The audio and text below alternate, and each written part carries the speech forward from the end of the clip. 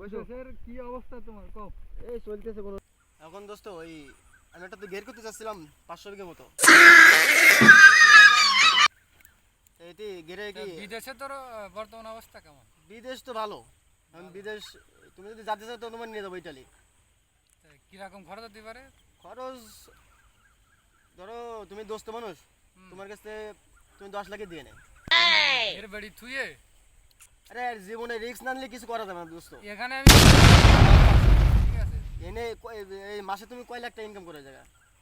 মাসে লাখ টাকা হয় না কিন্তু বছরে আর বছরে বছরে ওই জায়গায় প্রতি মাসে 2 লাখ টাকা ইনকাম করতে হবে। প্রতি মাসে বিদেশের ইনকাম প্রতি মাসে 2 লাখ টাকা ইনকাম করবো ওই জায়গায় ইটালি। তুমি চলো না একবার, সমস্যা কোথায়?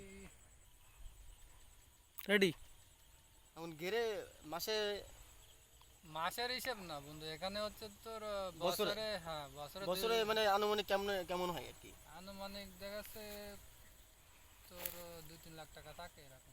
বছরে 2-3 লাখ টাকা? হ্যাঁ এরকম। তুমি একবার বাইরে চলো না, বছরে তুমি ম্যাক্সিমাম 10 লাখ টাকা ইনকাম করো। 10 লাখ